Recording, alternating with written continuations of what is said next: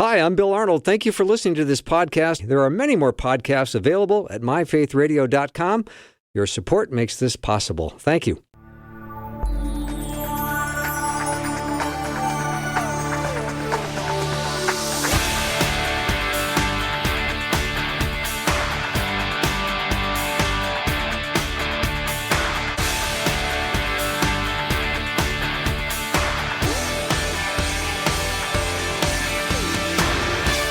And a warm welcome to the afternoon show. I'm Bill Arnold, and blessings to you on this beautiful day that God has given us. I know that there are times that we have doubts and fears, and we think about loss, and we turn to sometimes songs and hymns that let us know and remind us that this world is not all there is.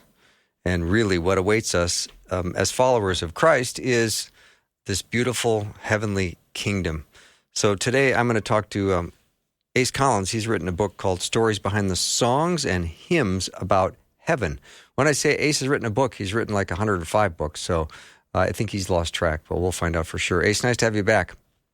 Hey, it's great to be back with you. I know. It's an interesting subject, and I found it an interesting book to do. I probably wouldn't have done it, except my agent a few years back actually texted me an idea, and he said, I really want you to write this book for me. And he said, I'll find a publisher for it. Oh, wow. And so I actually wrote the book for him. By this time I'd done probably 15 stories behind books on songs. And so I thought I didn't think I was going to be doing any more. And this one turned out to be a really interesting book to write, because as I wrote it, I discovered you had all these different viewpoints of what heaven was from songwriters, because biblically, we don't have a whole lot of information. We don't know what it looks like or describe it. And our minds are too finite to grasp, that kind of emotions and that kind of contact with God, direct contact with God in eternity. All of those things our finite minds, are ready for that yet, as we hear on earth. But what I discovered in writing a song was, as much as they were about heaven, they were also all about how to live on earth, and therefore, as people of faith, bring a little bit of heaven, not just to our lives, but to the lives of those around us. They can look at us and kind of recognize that there's something more than this life in just the way that we treat others and the way that we walk through life. Mm-hmm. Ace, when I think of people talking about having lost a loved one, and they say something to the effect of they're finally in the presence of the Lord, maybe seeing Jesus face to face. Talk about the song Face to Face. Well, like I said, every song in here has its own story that's unique, but, Carrie Ellis wrote the song, and song, once again, it's probably getting close now to 180 years old. And, she actually wrote it about 145 years ago. And she was interesting because she was very familiar with the story of the prodigal son. And in a real sense, this parable reflected the drive behind her need to see Jesus face to face, because the prodigal son story is a story about the way that God accepts us, based on the way a father accepts a wandering child. And so with those thoughts in mind, she penned 3 verses of a song that today we don't read it and think about the prodigal son, but it was all based on that parable by Jesus, because in her mind, I think we were all prodigals looking for home. And why she thought of that, I don't know, because she had been raised in the church. Her father was a minister. She had never strayed. She wasn't someone who you would think would be affected in that kind of way by the prodigal son. But obviously, she was a person of great empathy. And the other thing that was really fascinating about her, she didn't write the music. She wrote the lyrics. A friend of hers named Grant Tuller wrote the music, and she didn't write the music because she was completely tone deaf. Oh, wow.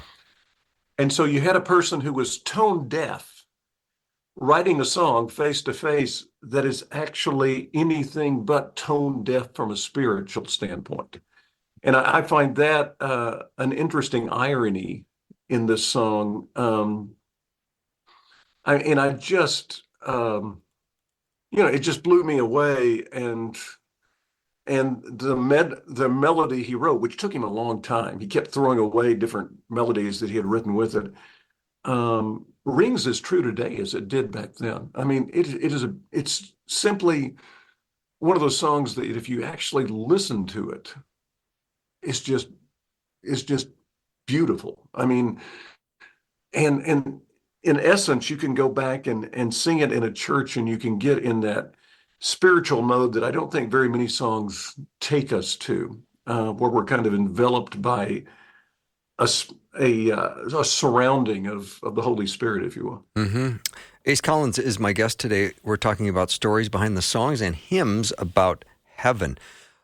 All right, Face to Face may not be a hymn that a lot of people know, but let's chat, if you will, Ace, about Amazing Grace. Oh gosh, I consider Amazing Grace the first gospel song. I've written enough about hymns and other things that, in truth, before Isaac Watts came along, the only thing we sang in churches were the parables, and not the parables, the Psalms, out of the book of Psalms. And Watts, who had nothing to do with Amazing Grace, nevertheless started the movement where he said, told his father, who was a preacher, man, church is boring. You can imagine a teenage kid telling that to his Yeah. dad, 500 years ago or whatever. And his dad said, well, if you think it is, then do something about it. And he wrote a song for them to sing that wasn't one of the boring psalms that he had heard all of his life, basically matched to four or five different melodies. And that started hymns. But Amazing Grace took it a step further. Hymns were kind of a corporate thing, and Amazing Grace became a song that was very personal. And I think it created gospel music, because I think gospel music, unlike hymns, is personal relationships with God. That's the stories they tell in gospel music, be it I'll Fly Away or I'll Soon Be Done with Troubles and Trials, all of those songs, When the Storms of Life Are Raging, Stand By Me by Charles A. Tinley, all of those songs are very personal. And Newton was the first one who basically told his salvation experience in a song. I mean, a guy born in 1725 who was a rowdy youth who was so rowdy and profane as a sailor, and boy, sailors were pretty profane by nature. He kept getting kicked off boats because he was too bad to even be a sailor Oh, wow. in character, and eventually ended up on a slave trader coming across the Atlantic Ocean back from delivering slaves from Africa to the New World to America. They were caught in a storm, and he he was he remembered prayers his mother had said, and in front of the whole crew said those prayers, and the storm stopped.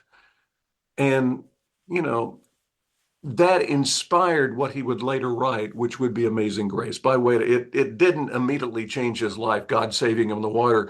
There were still several more years of partying and drinking before he actually found the presence of the Lord.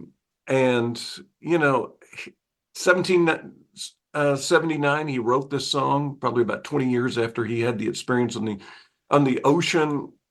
And it was based on Matthew 8, Amazing Grace. And it was not a song about heaven at the time. It was a song about his salvation, his journey to get to where he was, which was now a minister. Mm-hmm. Then in the early 1800s, an unknown American, and gosh, you'd love to know who he was, but we don't, was singing the song and decided it needed another verse. And he's the one that added, when we've been there 10,000 years, bright shining as the sun, we've no less days to sing God's praise than when we first begun. The tune that we sing it to is either known as Virginia or Kentucky Harmony, depending on what part of the country you're in. And it's an American tune. It is not the tune that Newton wrote for it and matched to it. So we in America have a lot of contributions in this old English gospel song that triggered a movement about writing about, and also from the pulpit, telling about personal stories of God rather than corporate stories of how to worship God. And we owe a great deal to Newton for bearing his soul, talking about his past life, Mm. and then giving us this platform that we look at as much as anything as the national anthem, I guess, of modern Christian worship. Ace, how do you feel when modern versions of some of these songs replace lyrics? Like in Amazing Grace, they changed it in a number of ways. I've seen where instead of saying, a wretch like me, they say someone like me, or I was blind, but now I see, to I was bound, but now I'm free. How do you feel when they start taking liberty and make I don't changes? I probably don't have as much problem with it as others do. If you go back to people who were hymn writers like Charles Wesley, they would have had a big problem with it.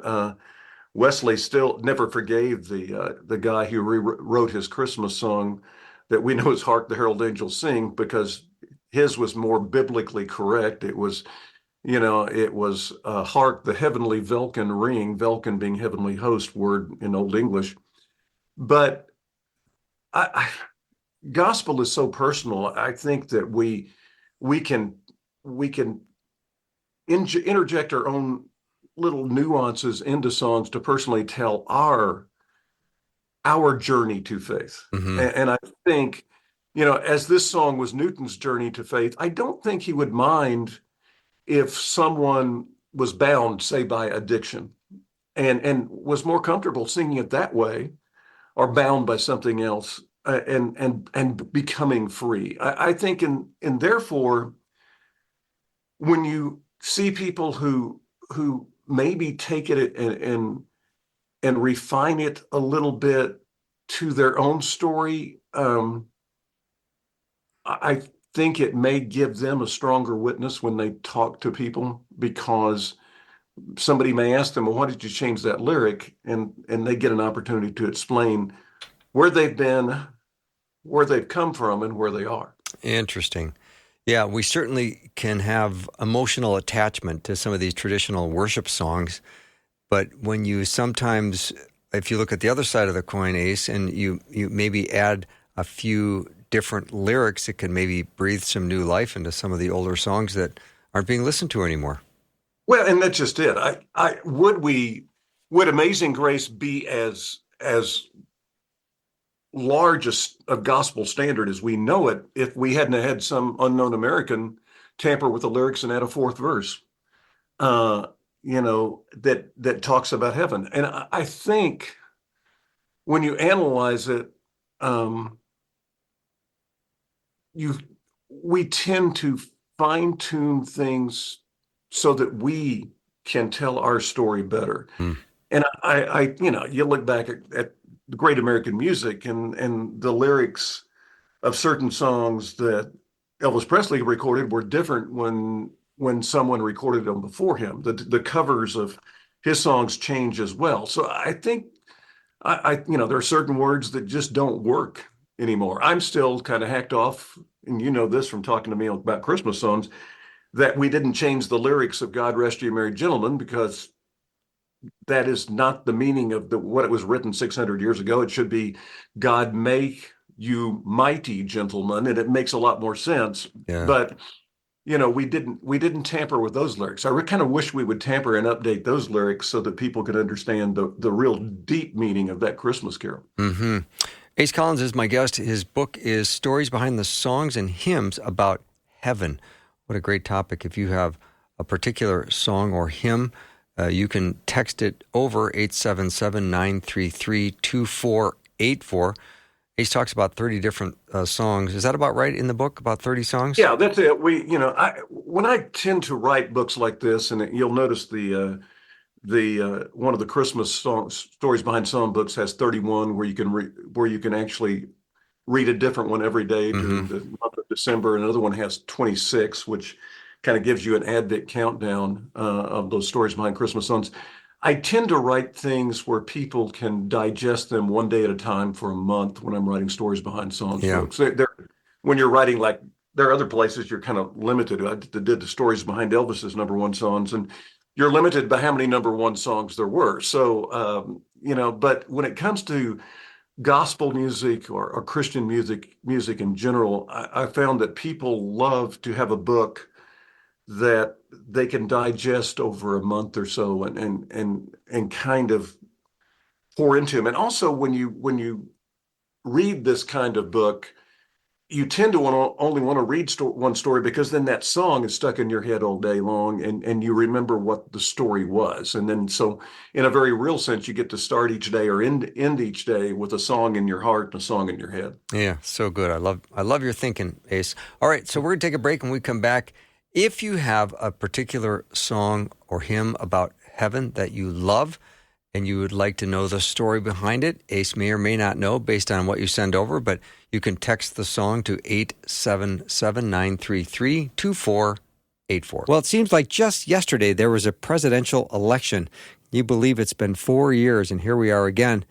And of course, there's some tension, there's some anxiety, and we need to be joined together in prayer and in unity for peace and for God's will to be done in this oftentimes fearful and divided time in our country.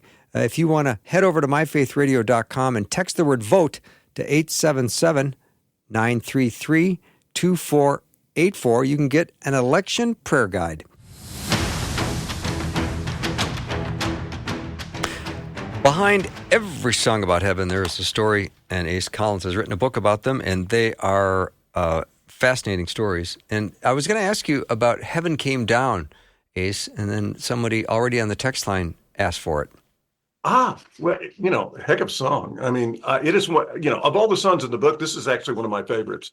One of the things you're limited by is you don't get to choose your favorites in the book. And so, Heaven Came Down and Filled My Soul is essentially just an old-fashioned Stamps Baxter gospel song that was written almost in a formula situation where Stamps Baxter hymnals, and the song is not in this book, but I mean, Stamps Baxter hymnals were songs about heaven by and large. That is what they were.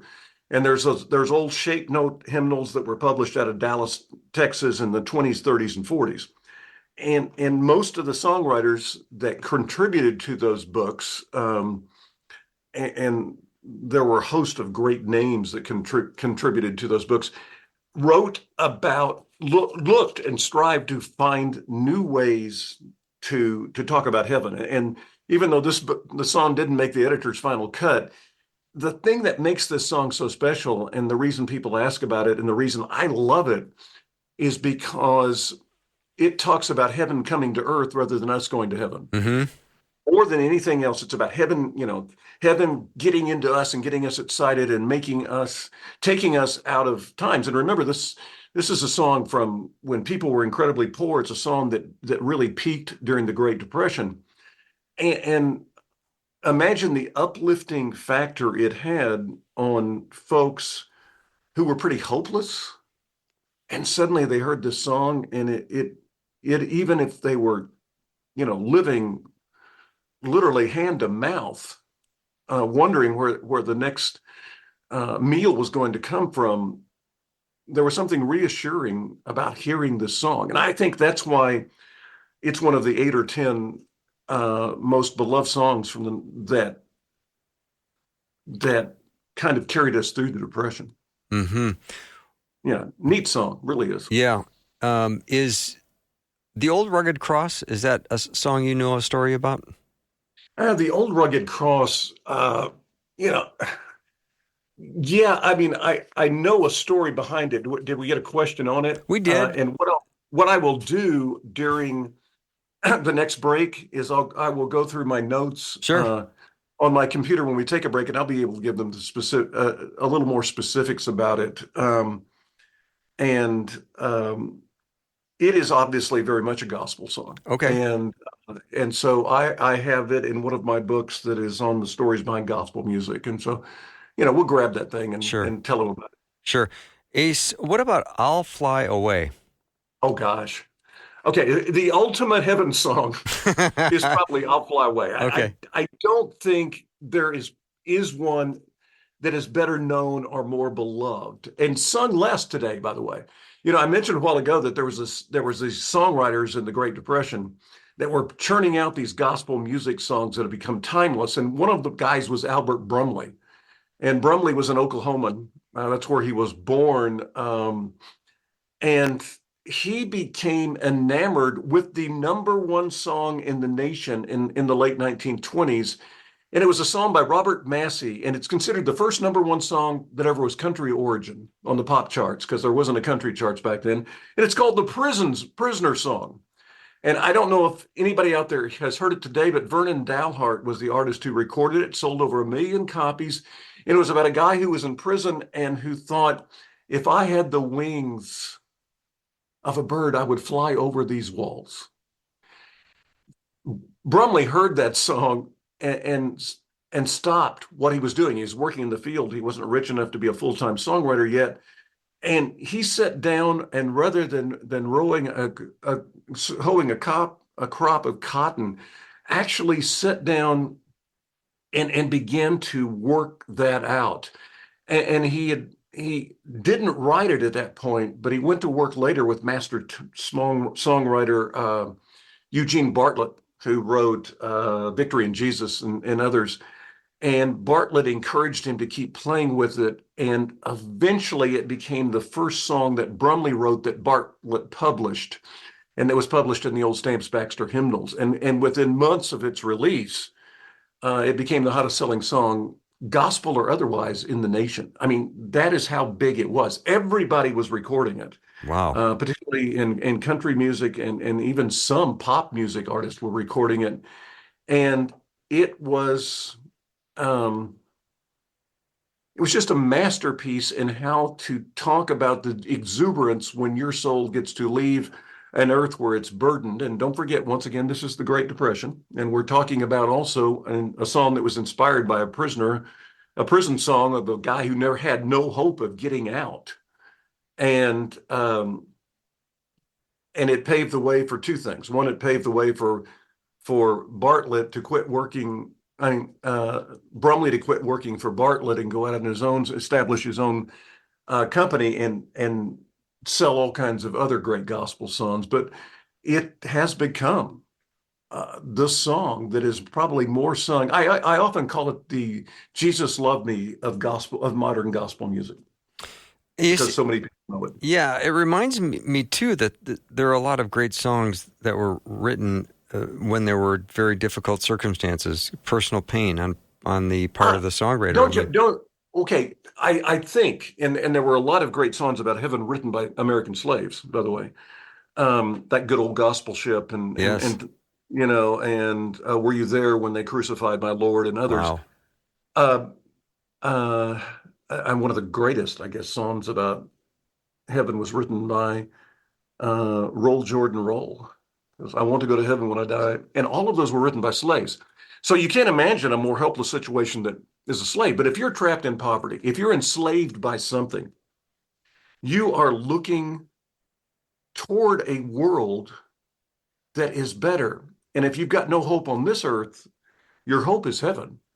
And so therefore, that's what you write about. You write about escaping the bonds of this earth and going somewhere, flying in this case, I'll fly away, to a place that you will be on equal ground with everyone else. You will not be a slave. You will not be trapped in poverty. You will be looked upon by God as, and Jesus is equal to everyone and everything. And I think if you're poor, I think that's why heaven appeals to you so much, because finally you will escape poverty and be recognized, like Jesus recognized the poor people in his time, as being equal with everyone else. So good. Ace Collins is... So heaven songs, I think, mean more to those who have nothing than they do to those who have everything. I don't think rich people write about songs about heaven much. I think it's the poor people that write songs about heaven. Ace, I particularly like that song, Were You There When They Crucified My Lord? I mean, I almost teared up when you said it. What is the story of that one? Okay, another one that is not in our book, but I know the story behind it, so we'll go through it anyway. Okay. When you look, the slaves who sang that in the fields sang it with this deep reverence for Jesus, and it was in starting in the 1860s and 1870s, the Jubilee Singers in Tennessee started collecting under a guy named Work, an African American named Work, started collecting a lot of these spirituals. And were you there when they crucified my Lord had been passed down orally for probably 100 years from field workers. And imagine, if you will, the hope that these people had in Jesus that maybe others didn't, because once again, they were not free on this earth. So the thought of being free in heaven um, inspired some incredible music. And I think the fact that Jesus's resurrection created that um, feeling led to them providing with us with maybe one of the greatest Easter songs of all time. Hmm. I mean, it's an amazing spiritual. We don't know who wrote it, just like we don't know who wrote uh, "Good Old Gospel Ship," which became a standard 100 years later for the Lefevres and other gospel music greats. But we do know this. I mean, it was written by some slave, sung in the fields, and fortunately, of the thousands upon thousands of songs that were Negro spirituals, it was saved. There's only a handful that were saved, and I think it's a wonderful lesson that in the midst of suffering, uh, faith offers hope, and heaven offers a release. Many of us think of death, and certainly having lost a wife, I get caught up in this too. It's a great loss for us. Hmm. But I think if you're suffering from a terminal disease, if you are fighting addiction and you're still a believer, if you're trapped in slavery or a prison as a believer, the ultimate release, therefore, for you, the ultimate thing you cling to is your faith, but the ultimate release from all the bonds that hold you is heaven, something you couldn't have here on earth, but you're promised in the next world. And I think that's why these songs are so powerful, is we're looking at people. I mean, think of them this way. And I've never said this before on the air all the times I've talked about this, but these songs are prayers, if you think about it. They're vocalized, set to music prayers, and they're prayers of hope, and they're also prayers of thanksgiving. And then ultimately, with a song like "I'll Fly Away" or "Beyond the Sunset," they are prayers of intense enthusiasm. And I don't think we find those things in modern praise and worship songs like we do in these songs. And I have friends who I love dearly who write some great modern praise and worship songs, but these songs have deep stories in 4 or 5 verses that might lead the hopeless to some hope. Ace, I know recently you lost your beautiful dear wife, Kathy, and Mhm. is there We're coming up on a 1 year anniversary, yeah, next month. a next month? Okay. Again, my heart breaks for you. But is there a song or a hymn about heaven that really lights up your brain when you think about her in the presence of the Well, Lord? at her memorial service, and my wife was a professor in the 150-year history of the university. They had never had a funeral on campus, but they had to have hers in a 1,500 seat auditorium because nothing else in town could hold it. And then there were thousands of other people watching online. I tell somebody it hurts when you lose Wonder Woman because she was that Yeah. amazing. But we actually, at the end, um, uh, at the end of her service, we actually played an old gospel song that she and her identical twin had sung 20 years before. And so there, the other music that we played there was "Savior Like a Shepherd Lead Us" because it was sung at our wedding. So, but both two songs that I'm sitting there trying to think of the song that my wife sang. I'm sitting there, the lyrics in my head. I've got to come up with the title. But you know, "Up on Glory Land." I'll give you the break to think about it. How about that? Yeah, that'll be great. I'll Well, I'll I'll have it in my I, head between I for figured you that. Yeah. would. Ace Collins is my guest. His book is Stories Behind the Songs and Hymns About Heaven.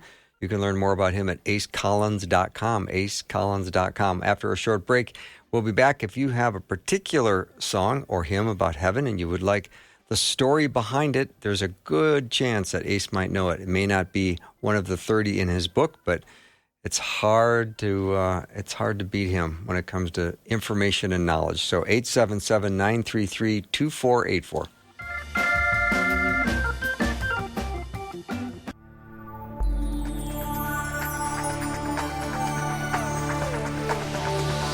It's the afternoon show with Bill Arnold. Drive time, drive time. Let's get it started. Jump in your car. What's for dinner? It's the afternoon show with Bill Arnold. Welcome to the show. I have author Ace Collins with me today. He's written a book called Stories Behind the Songs and Hymns About Heaven. It's a collection of 30 inspiring stories, and they're great stories. And it gives us a little future painting of eternal life, and it's joy and peace and happy reunions. And it's a wonderful behind-the-scenes look at some great, great songs. And I know during the break, Ace, you went and found the information you had on the old rugged cross. I did. It's in a book on stories behind the songs about Easter that I wrote probably 20 years ago. And I had gone blank on the story. And I also remembered the name of the song that was sung we ended my wife's funeral with her singing on video, she and her twin sister, "I Can't Feel at Home in This World Anymore." So, oh my, beautiful. And which was, an incredible song and one that obviously will be important to me forever. George Bernard was a preacher in the late 1800s, early 1900s, and as soon as I picked up the book, I remembered the story. And he spent years trying to come up with a sermon about the cross. And for the life of him, everything he wrote, he didn't feel adequately represented the crucifixion.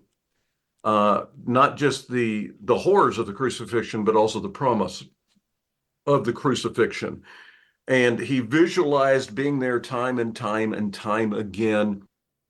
And one day when he was preparing a sermon, he came across John 3:16, and that actually inspired him. And over the span of about 10 days in late 1912 and early 1913, he wrote the sermon and also wrote the poem that he was going to read with the sermon. He read the poem, eventually turned it over after publishing it, to Charles Gabriel, who was one of the great gospel music writers of the time, because he had written Higher Ground, Way of the Cross. Let me think of some more Gabriel stuff. Send the Light, all things that we sang in church growing up.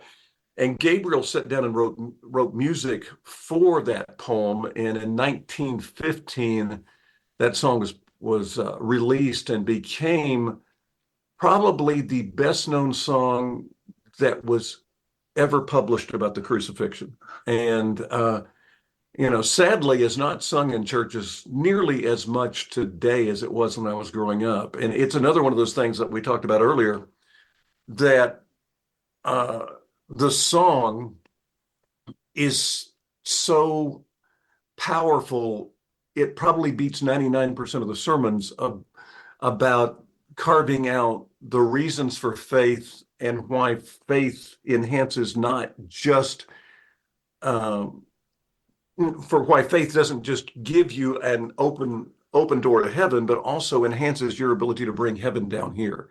And I think understanding the crucifixion, that is, for lack of a better word, the old rugged cross is a Norman Rockwell painting of the in musical form of the crucifixion, that includes all of the things that we might forget about, but they were included by Bernard in that poem. Mm-hmm. So I hope that's the person.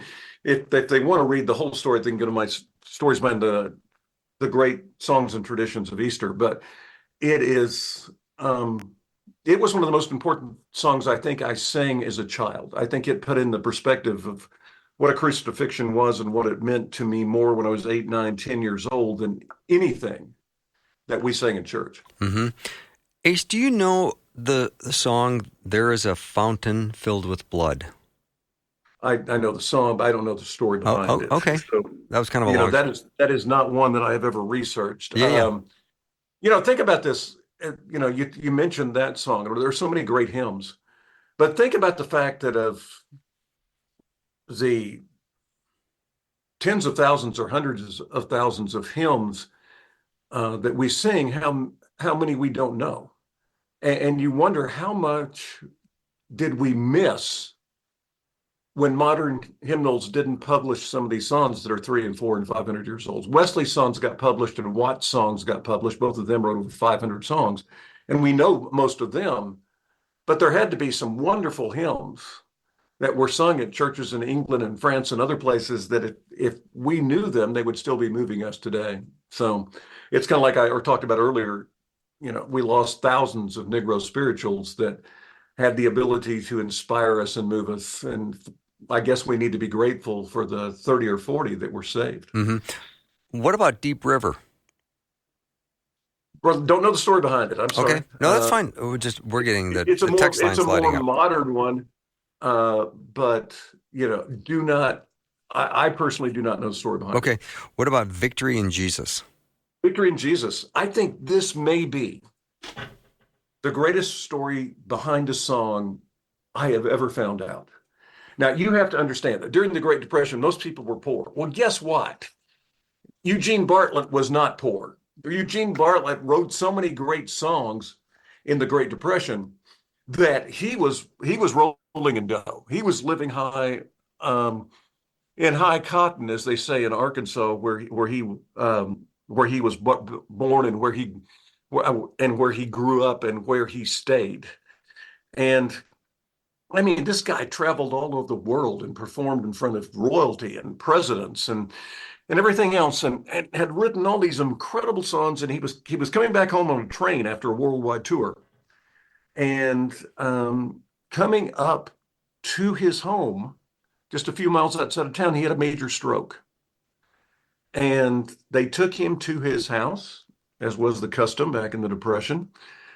The doctor was there. He looked at him, explained to the wife that he is permanently paralyzed. He will probably never be able to even hold a pencil in his hand again. And the man who used to could write a song in 5 minutes now was having problems putting together a sentence in 5 minutes. And over the course of the next month and a half, Bartlett trained himself well enough and recouped well enough to be able to speak some and sit at his desk. And he was able to hold a pencil, not like you and I would hold a pencil. He had to put a fist and they had to push it into his hand. So he's holding it like in a fist. And it took him over 2 or 3 weeks to write Victory in Jesus. Oh, wow. And I said Bartlett, it's actually, but I mean, Eugene Bartlett wrote this. And when he finished writing it, it would be the last song he wrote before he died. But he wanted to write his testimony, if you will, but his testament of the fact that he had been felled. He was a man who traveled the world that was now confined to his bedroom. He was a man who had these great skills as a vocalist and as a writer, and now had to think of a word one at a time. And he wanted to know the people around him who always said, "Hey, Eugene, you've got great faith because life is easy for you. You've never been challenged." And when he was challenged, they expected that faith to go away. They expected him to make that fist and shake it at God instead of cranking a pencil into it and writing what would become his greatest song of all time. I jokingly refer to it as the Baptist national anthem a great deal because it's sung so much in Baptist churches. But Victory in Jesus, and if you look at the lyrics, you know the story behind it. You can see him spelling out his pain and his suffering, and his inability, if you will, to do what he used to do. And yet his faith was just as strong, and he gave us the ultimate story of faith in Victory in Jesus. So good. Ace Collins is my guest. His book is called Stories Behind the Songs and Hymns About Heaven. We're going to take a little break, and we'll be right back to talk about some more. It is my deepest desire that you take the very first step of faith by placing your faith and trust in Jesus Christ. If you've got questions about what it means to begin a relationship with Jesus, text the word faith to 41224.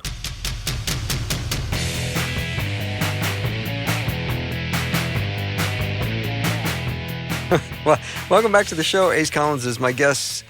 Stories Behind the Songs and Hymns About Heaven is one of his many, many books he's written. Ace, what about Mansion Over the Hilltop?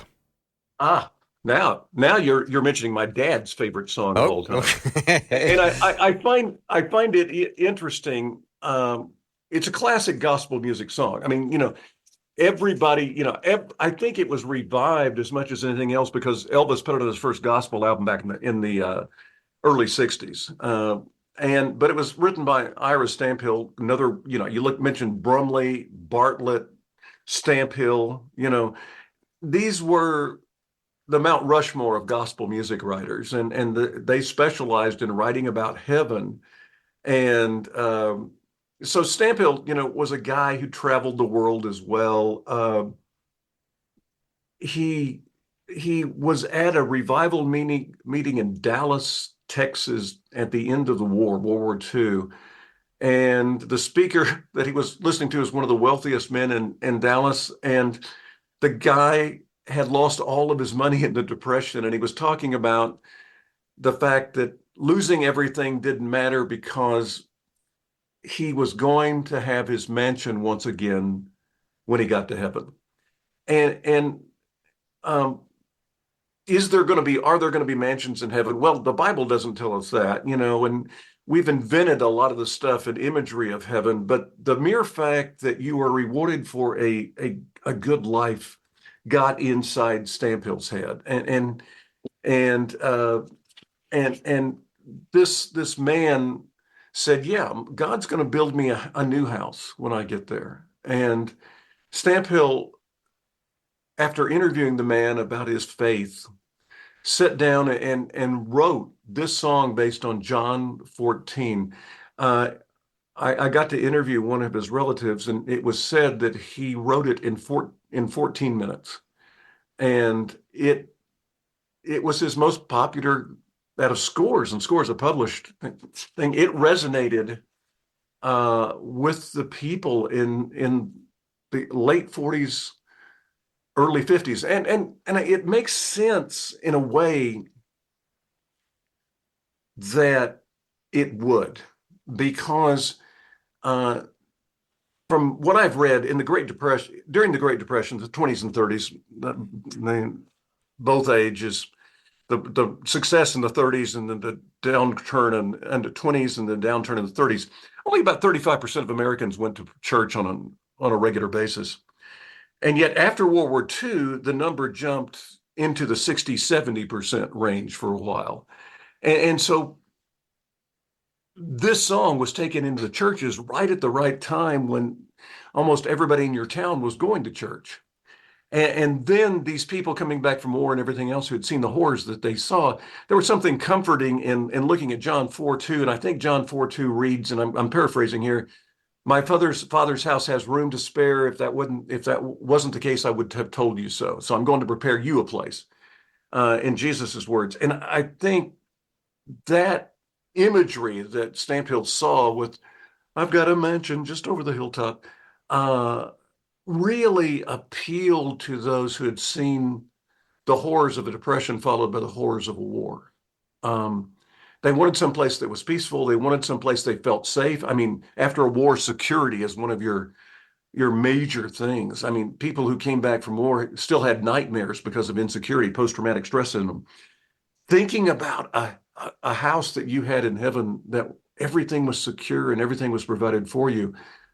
I think that's the reason my father, who was a child of the Great Depression, who had lived the grapes of wrath and had moved as a child from Arkansas with his family to California, I think that's why he embraced this song to such a great extent. Ace Collins is my guest. His book is called Stories Behind the Songs and Hymns About Heaven. I wasn't really aware that Charles Wesley had written so many songs. Oh gosh, Charles Wesley, you know, wrote some of the greatest songs ever, and the catalog is Yeah. hundreds long. We think of him now as the modern movement of Methodist of the Methodist Church, but when you look at the songs that Charles Wesley wrote, it's mind-boggling how many of them sing. We sing and we never look at who wrote them. And his brother wrote songs too. I mean, it's just not that. But they wrote songs like Tinley and others do to go with their sermons. Hmm. And so those songs were sung, during sermons. And so they contained their theology, Christ the Lord is risen today, maybe the hymn that we remember the most, or maybe for 1,000 tongues to sing. But of course, you go back to his Christmas songs, "Come Thou Long Expected Jesus," and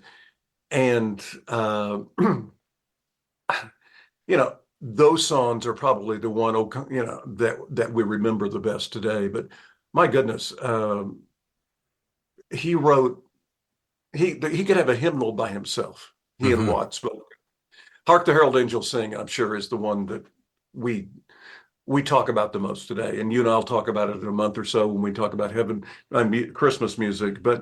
And I mentioned it earlier on that he didn't like the change to "Hark the Herald Angels Sing." He wanted to leave it, his words, "the Holy Velkin Ring," and which meant heavenly host in Old English. Another comment came in about a lot of these hymns are hard to sing because they're so high. The question is, did people have higher voices long ago? Most of these songs were written for quartets. Okay.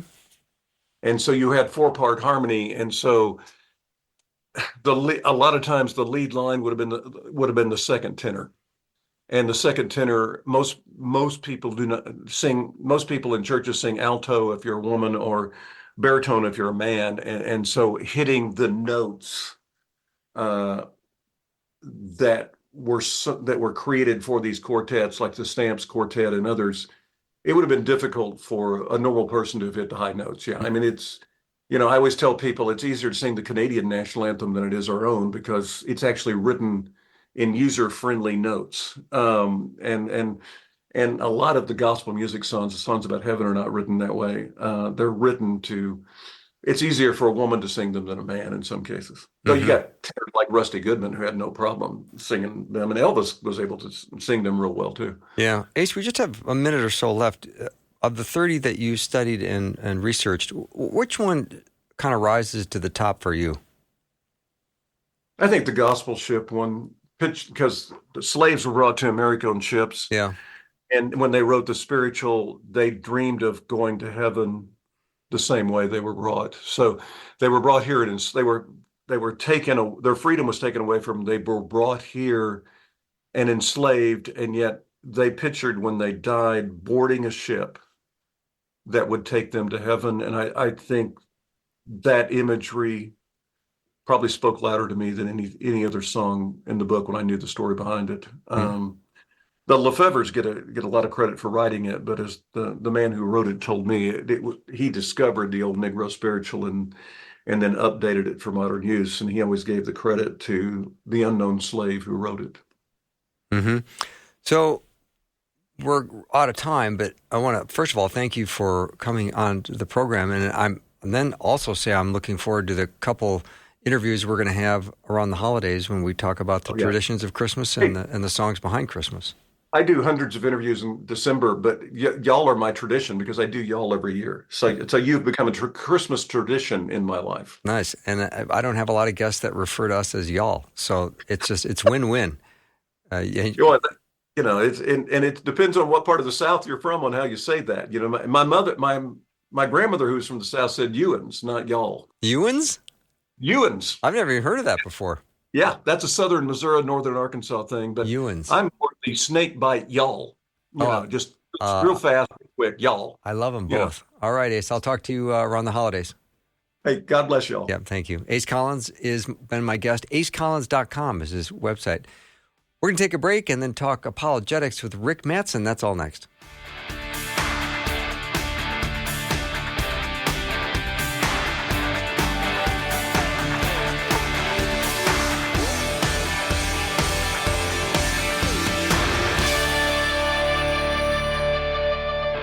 Thanks for listening. Programming like this is made available through your support. Information available at myfaithradio.com.